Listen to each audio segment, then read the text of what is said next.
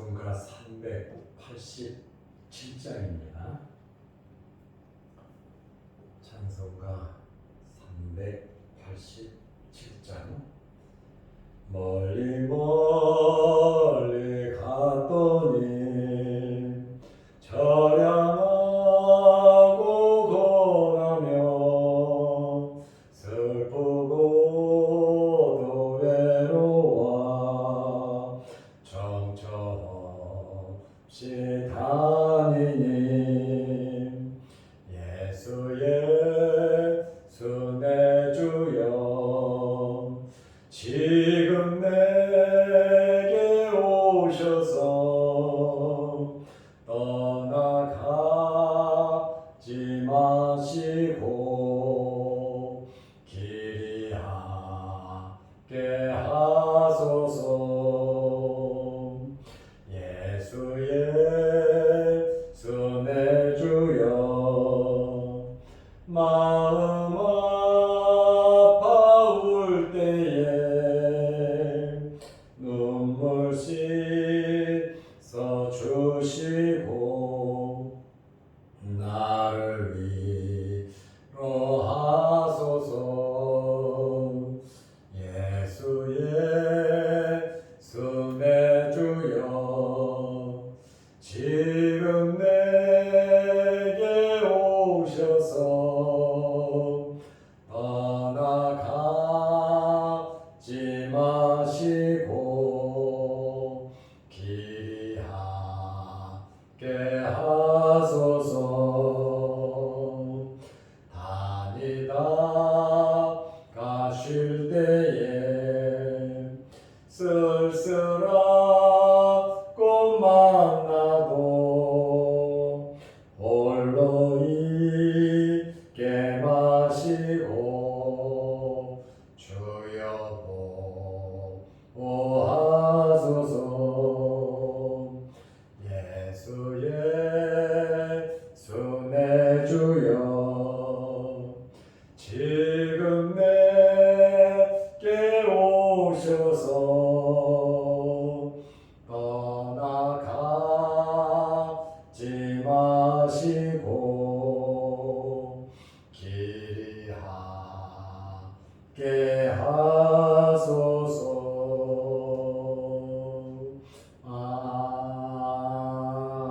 아멘. 사도신경으로 우리의 신앙을 고백하겠습니다. 전능하사 천지를 만드신 하나님 아버지를 내가 믿사오며 그 외아들 우리 주 예수 그리스도를 믿사오니 이는 성령으로 잉태하사 동정녀 마리아에게 나시고 본디오 빌라도에게 고난을 받으사 십자가에 못 박혀 죽으시고 장사한 지 사흘 만에 죽은 자 가운데서 다시 살아나시며 하늘에 오르사 전능하신 하나님 우편에 앉아 계시다가 저리로서 산자와 죽은 자를 심판하러 오시리라. 성령을 믿사오며 거룩한 공회와 성도가 서로 교통하는 것과 죄를 사하여 주시는 것과 몸이 다시 사는 것과 영원히 사는 것을 믿사옵나이다. 아멘. 하나님의 말씀 마가복음 10장 33절 말씀입니다. 보라 우리가 예루살렘에 올라가노니 인자가 대제사장들과 서기관들에게 넘겨지매 그들이 죽이기로 결의하고 이방인들에게 넘겨주겠고. 아멘. 33절은 한 절만 보았습니다. 지금 경기도 화성에서 총회가 열리고 있습니다. 저는 총회를 참석하고 오늘 이 새벽 예배는 미리 준비를 하고 여러분들에게 말씀을 전하고 있습니다. 새벽마다 총회 장소에서 왔다 갔다 사실은 하려고 했는데 너무 거리도 멀고 또 시간적으로 안 될 것 같아서 또 피곤하기도 하고요. 그래서 총회에 머무르면서 오늘 새벽 설교를 주일날 오후에 준비를 한 것입니다. 어쨌든 오늘 이 말씀을 통해서 여러분들에게 큰 은혜가 되시기를 바랍니다. 예수님께서 성경을 보면 죽으심과 고난과 부활에 대해서 공식적으로 3번 말씀을 하셨습니다. 물론 부분적으로는 여러 번 말씀을 하셨지만 제자들만 모아놓고 고난받고 죽을 것이고 그리고 3일 만에 살아나실 것에 대해서 예수님께서 3번 말씀을 하셨습니다. 오늘 우리가 본 이 말씀 32절, 33절, 34절은 예수님께서 3번째 죽으심과 부활에 대해서 제자들에게 하신 말씀입니다. 저는 32절은 어저께 말씀을 드렸고 오늘은 33절 말씀드리고 내일은 34절을 말씀드리려고 합니다. 예수님께서 예루살렘에 올라가시면서 말씀을 하신 겁니다. 예루살렘에 올라가시면 십자가에 달려 돌아가시게 됩니다. 아주 비장한 마음으로 예루살렘에 올라가시면서 제자들에게 하신 말씀입니다. 오늘 읽은 본문 말씀 마가복음 10장 33절 말씀을 보면 보라 우리가 예루살렘에 올라가노니 그러셨습니다. 여기 보라라고 하는 이 말씀은 헬라어로 이두라는 말입니다. 알으라는 거예요. 깨달으라는 거예요. 확실히 이해하라고 하는 그러한 뜻으로 말씀을 하신 겁니다. 예수님께서는 제자들이 믿고 확신을 가지고 왜 내가 죽어야 하는지, 내가 왜 부활을 해야 하는지 그것에 대해서 제자들이 확실히 알기를 원하셨습니다. 그래서 보라 이두라고 하는 단어를 사용하고 계십니다. 이 말씀이 어디에서 또 쓰여졌냐면 28절에도 보라 이두라고 하는 헬라어 단어가 나오고 있습니다. 베드로가 예수님에게 한 말이에요. 28절에 보면 보소서 우리가 모든 것을 버리고 주를 따랐나이다. 여기 보소서 이 말이 헬라어 이두라는 말이에요. 오늘 33절에 보라 한 그 단어와 똑같은 단어입니다. 베드로가 보소서 우리가 모든 것을 버리고 주를 따랐나이다. 주님께서 확실히 아시는 것처럼 우리는 모든 것 다 버리고 주님을 따랐습니다.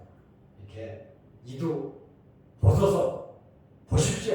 우리는 이렇습니다. 하고 자기 자신들을 말했잖아요. 오늘 예수님께서는 제자들에게 보라 우리가 예루살렘에 올라가노니 너희들 확실히 알으라고 주님께서 제자들에게 하신 말씀입니다.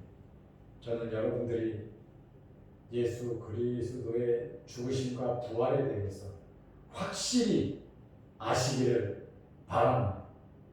이 사실을 알고 믿지 않으면 우리에게는 구원이 없습니다. 예수님의 부활이 없었다면 우리의 믿음은 헛것이고 우리의 구원도 헛것이고 예수님의 부활이 없었다면 예수 믿는 우리가 최고로 불쌍한 자들이라고 바울은 말하고 있습니다. 그러나 오늘 우리 예수님께서 보라, 우리가 예루살렘에 올라가노니 내가 예루살렘에 올라가서 죽을 것인데, 고난받을 것인데, 그리고 3일 만에 부활할 것인데, 그것에 대해서 확실히 제자들이 알기를 원하셨다, 그 말입니다. 저는 여러분들이 우리 기독교 진리의 가장 핵심인 십자가의 죽으심과 이 부활을 여러분들이 알고 믿으시기를 바랍니다. 예수님께서 자기 자신을 가리켜서 뭐라고 말씀을 하셨습니까? 인자가, 자기 자신을 지금 인자라고 말을 하고 있습니다. 대제사장들과 서기관들에게 넘겨짐에 그들이 죽이기로 결의하고 이방인들에게 넘겨주겠고, 보라, 우리가 예루살렘에 올라가노니, 예루살렘에 올라가면 인자 나를 대제사장들과 서기관들에게 넘겨주고 그들이 죽이기로 결의하고 이방인들에게 넘겨줄 것이다. 예수님께서 자기 자신을 가리켜서 인자라고 말씀을 하셨습니다. 마가복음 2장 10절에도 인자라고 말씀하셨고 8장 31절에도 자기 자신을 인자라고 말씀하셨습니다.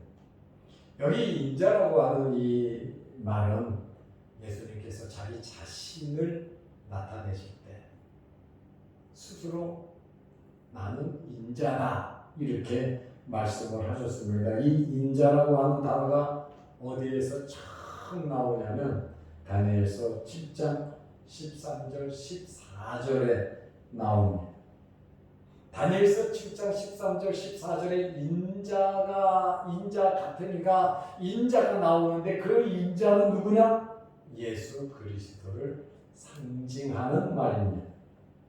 이 인자라고 하는 말이 마태복음에는 약 30회 정도 나오고 공가복음, 마태복음, 마가복음, 누가복음에는 60회 정도 나옵니다. 인자는 신적인 속성을 나타내는 하나님의 아들과 대비되는 사람의 아들이다 라고 하는 그러한 뜻입니다.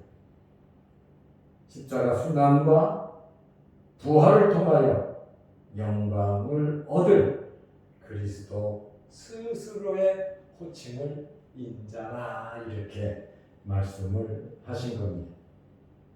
예수님께서 인자가 대제사장들과 서기관들에게 넘겨짐에 그들이 죽이기로 결의할 것을 말씀하셨어요. 8장 31절 말씀에 보면 대제사장과 서기관들에게 넘겨지고 장로들이란 말이 포함되어 있습니다. 대제사장들과 서기관들은 유대 최고 의결 기구이자 최고 법원인 산헤드린 공회의 구성원들입니다. 산헤드린 공회는 72명으로 구성되어 있고 제사장, 장로, 서기관 24명씩 해서 72명으로 조직이 되어 있습니다. 이스라엘의 민사 사건, 이스라엘의 형사 사건, 그 다음에 종교권, 생활의 모든 사건을 처리하는 의결 기관입니다. 특별히 여기 제사장들은 대부분 사두개인들이에요. 그리고 서기관은 대부분 바리새인들이에요. 여기 장로들도 거의 바리새인들이 많습니다.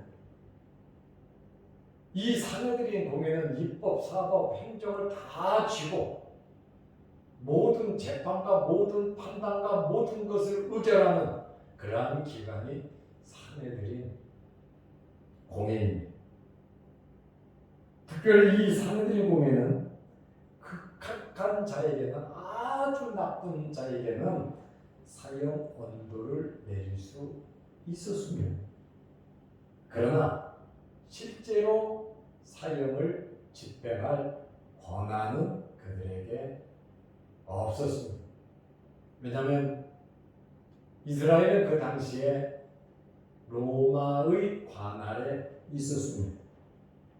그러다 보니까 이 사형의 권한은 로마 정부의 권한 아래에만 가능한 것입니다.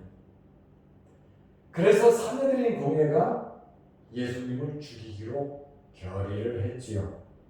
사형을 언도하고 누구에게로 데려갑니까? 로마 총독 빌라도에게로 데려갑니다. 그리고 빌라도에게 예수 그리스도를 사형시킬 것을, 예수 그리스도를 죽일 것을 그들이 협박을 하고 또 서로 공조하면서 로마 사람 빌라도에게 예수님을 죽이도록 만들었습니다. 그리고 이방인들에게 넘겨 주겠고, 예수님께서 인자가 사내들인 공회에 넘겨져서 그들이 죽이기로 결의할 것이고, 그들은 나를 이방인들에게 넘겨줄 것이다. 여기 이방인은 당시 유대에 파견된 총독 빌라도와 그 무리들을 의미하고 있습니다. 이방인이 유대인을 재판한다고 하는 것은 유대 사회에서 있을 수 없는 일입니다. 이것은 침욕을 의미합니다. 왜냐하면 유대인은 아브라함의 자손이고 거룩한 선민이라고 유대인은 간주하고 있습니다. 그렇다 보니 거룩한 선민인 이스라엘 사람들이 이방인들과는 상종을 하지 않았습니다. 이방인은 더러운 존재, 개 같은 존재, 결국 멸망할 존재로 유대인들은 알고 있었어요. 그래서 이방인들은 상대도 하지 않았는데 유대 공식 의결 기관인 사내들인 공회가 예수님을 이방인들에게 넘겨 주었습니다. 예수님은 자기 동족에 의한 종교적 희생뿐만 아니라 이방인에 의한 정치적 희생까지도 감수해야 했습니다. 오늘 우리는 예수님께서 왜 이러한 고난과 죽으심을 당하셔야 했으며 부활하실 수밖에 없는 그러한 원인을 우리는 잘 알아야 합니다. 예수님께서 오늘 보라, 이도 너희들 알아라, 깨달아라, 이해하라, 눈으로 보듯이 확실히 깨닫고 우리에게 인정하라고 제자들에게도 말씀하시고 우리에게도 말씀하고 계십니다. 예수님은 갑자기 나타나서 갑자기 돌아가신 것이 아니에요. 창세기 3장에서부터 예수님께서 가죽옷 사건을 통해서 십자가에 달릴 것을 예언했지요. 600년, 700년 전에 이사야는 고난받는 메시아의 모습, 십자가에 달려 돌아가시는 예수님의 모습을 이사야는 목격하고 이사야서에 기록을 했습니다. 미가 선지자는 예수님께서 유대 땅 베들레헴에서 태어날 것을 미리 말씀을 하고 있습니다. 그러면 예수님께서 왜 이렇게 고난과 죽으심을 당하셔야 했습니까? 죽으실 줄 알면서도 도망가지 않고 피하지 않고 왜 예루살렘에 올라가면서 제자들에게 보라, 우리가 예루살렘에 올라가는데 인자가 사내들인 공회에 넘겨지고 그들이 결의하고 이방인들에게 내가 넘겨질 것이다. 다 아시면 피하고 도망가야 될 거 아닙니까? 그러나 예수님께서 이 땅에 오신 목적이 있죠. 왜 하나님의 아들이 성자이신 예수 그리스도께서 육신을 입고 이 땅에 오셨습니다. 왜 예수님께서 십자가에 못 박혀 돌아가셔야 했는가를 우리는 알아야 합니다. 하나님의 영원한 경륜입니다. 하나님의 뜻입니다. 예수님께서 이 땅에 오셔서 우리의 죄를 대신해서 예수님께서 십자가에 달리신 겁니다. 내 죄 때문에, 여러분의 죄 때문에, 넓게 말하면 우리의 죄 때문에 예수님께서 이런 고난을 받으셨다는 말입니다. 예수님께서 왜 이런 고난을 받으셔야 했습니까? 하나님께 모든 사람의 죄를 용서하시게 하시기 위함입니다. 하나님의 거룩한 공의를 만족해 하시기 위해서 죄 없으신 예수님께서 오셔서 십자가에 달려 돌아가신 겁니다. 예수님께서 왜 이런 고난과 죽으심을 당하여야 하셨습니까? 우리를 하나님의 자녀, 천국 백성 되게 하시기 위함입니다. 우리는 이 예수님의 고난을 생각하면서 이 엄청난 고난을 알고 계시면서도 예루살렘으로 올라가시면서 제자들에게 아주 세세하게 말씀을 하고 계시지 않습니까? 우리는 예수님의 고난을 깊게 생각하면서 나를 위해서 죽으신 그 주님을 생각하면서 우리 남은 생에 주님을 위하여 살아가시기를 주의 이름으로 축원합니다. 기도하겠습니다. 하나님 아버지, 충회가 계속 진행되고 있습니다. 성충회가 되게 하시고 은혜로운 충회가 되게 하시고 하나님께 영광 돌리는 충회가 되게 하여 주옵소서. 충회의 구성원인 우리 경향교회와 또 자양동 교회에 함께하여 주시고 우리 교회가 십자가를 지시며 예루살렘을 올라가시는 그 주님의 발자취를 따라갈 수 있는 저희들이 되게 하여 주옵소서. 죽으실 줄 알면서도 고난당하실 줄 알면서도 하나님의 뜻을 이루기 위하여 한 걸음 한 걸음 가신 주님의 그 거룩한 마음을 본받고 우리 또한 하나님 말씀 붙잡고 믿음으로 살아가게 하여 주시옵소서. 오늘 이 새벽에도 주의 전에 나와 머리 숙여 기도하는 성도들 위해 함께 하시고 영상 유튜브를 보면서 함께 마음을 나누며 기도하는 성도들에게도 함께하여 주옵소서. 예수님을 알게 하시고 예수님의 마음을 이해하게 하시고 주님과 함께 동행하는 우리들이 되게 하여 주시옵소서.